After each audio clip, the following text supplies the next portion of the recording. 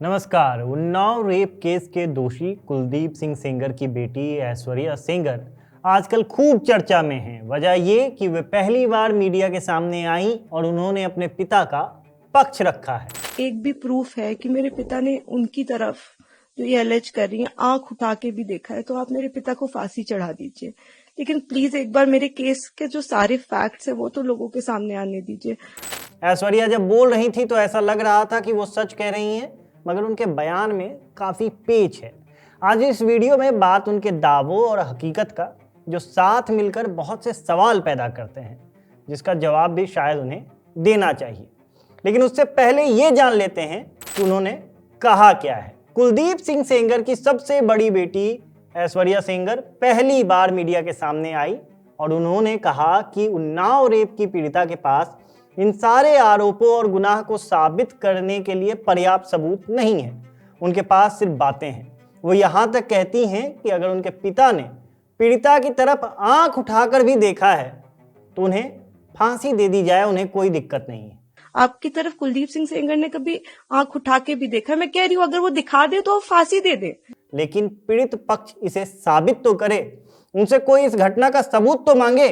उनके अनुसार उनके पिता को झूठे केस में फंसाया गया है। घटना के वक्त कुलदीप सिंह सेंगर घटना स्थल से 17 किलोमीटर दूर थे।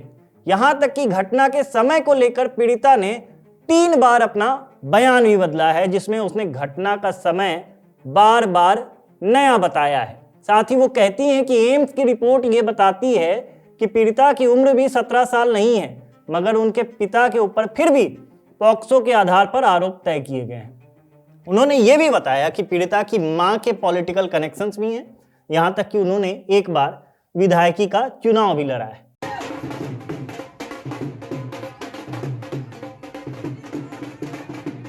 अगर ये बातें पीड़ित पक्ष नहीं बताता है क्योंकि ये उनके नैरेटिव को सूट नहीं करता है। ऐश्वर्या ये भी कहती है कि पीड़िता को तो फिर भी सीआरपीएफ की सिक्योरिटी मिली हुई है, मगर उनके पास कुछ भी नहीं है। उन्हें तो आए दिन लोग भला बुरा कहते हैं, खतरा तो उन्हें भी है। सोशल मीडिया पर भी उनके पोस्ट पर लोग उन्हें रेपिस्ट की बेटी और तमाम चीजें कहकर बुलाते हैं। यहां तक कि पीड़िता के चाचा का क्रिमिनल बैकग्राउंड भी है और वो अभी तिहाड़ जेल में बंद है। उसने एक बार पहले उनके एक रिश्तेदार पर हमला भी किया था। तो दोनों परिवार के बीच ये जो दुश्मनी है वो बहुत पुरानी है और इसी वजह से उनके पिता पर झूठे आरोप लगाए गए हैं। उनके पिता को बीजेपी में होने का खामियाजा भी भुगतना पड़ रहा है। ऐश्वर्या के अनुसार पीड़िता के परिवार के पास एक भी सबूत नहीं है जिससे यह साबित हो सके कि ऐसी कोई भी घटना हुई हो, और इसी के वजह से उन्हें इस बात का भरोसा है कि आज नहीं तो कल उन्हें इस केस में जीत जरूर मिलेगी, क्योंकि उन्हें भारतीय न्याय व्यवस्था पर पूरा भरोसा है। उन्होंने मीडिया से अपील की है कि उनकी बात भी सुनी जाए, उनके सबूत भी देखे जाएं और सामने वाले पक्ष से भी सबूत मांगे जाएं, मगर उनकी बात को भी दुनिया तक पहुंचाया जाए, लोगों को दिखाया जाए। देखिए, मॉरली तो ऐश्वर्या ठीक ही कह रही हैं। भाई, जब दो पक्ष हैं तो दोनों की बातों पर गौर करना बनता है। सच और झूठ का पता तो इसी से चल सकता है। मगर उन्नाव रेप केस अपने आप में कई मामलों में अलग है, जिसकी वजह से सबूत, गवाह, इन सब जैसी चीजें बेईमानी जैसी लगती हैं। पूरी कहानी 2017 में शुरू होती है। 4 जून 2017 को नौकरी दिलवाने के बहाने जब पीड़िता को कुलदीप सिंह सेंगर से मिलवाया गया, तब उनके साथ रेप की घटना हुई थी। उसे 20 जून तक बंधक बनाकर रखा जाता है और बार बार उसका रेप किया जाता है, उसके साथ मारपीट की जाती है। इस समय पीड़िता की उम्र महज 17 साल की थी। जब इन लोगों का इन सब से मन भर जाता है तो आगरा के एक आदमी को 60,000 में पीड़िता को बेच दिया जाता है।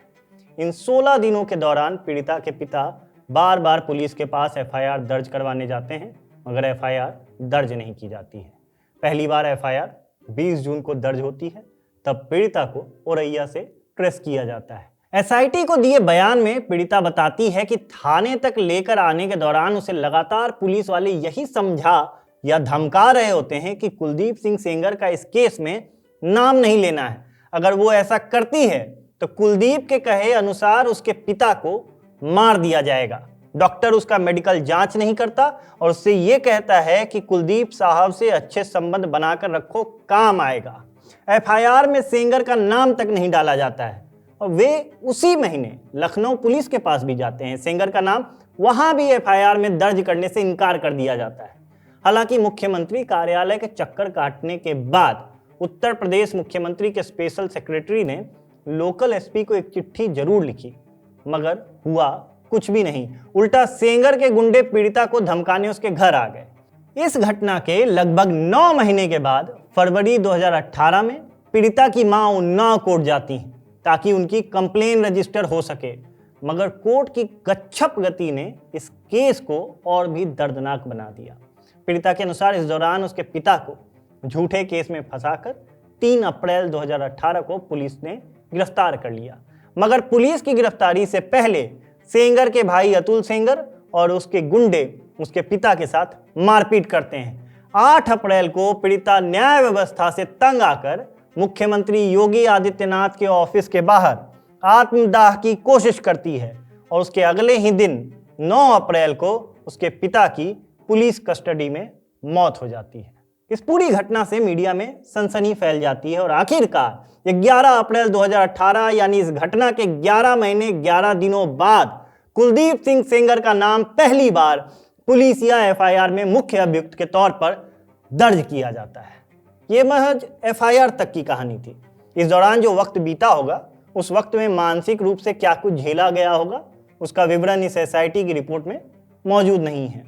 बात अगर आत्मदाह तक पहुंच जाए तो मानसिक रूप से परेशानी के आलम को समझा जा सकता है। जीने की इच्छा सबको होती है, मगर जीते जी न्याय लेने के लिए खुद को अगर आग के हवाले करना पड़ जाए, ये भारत जैसे महान देश के पुलिसिया सिस्टम पर जोरदार तमाचा है।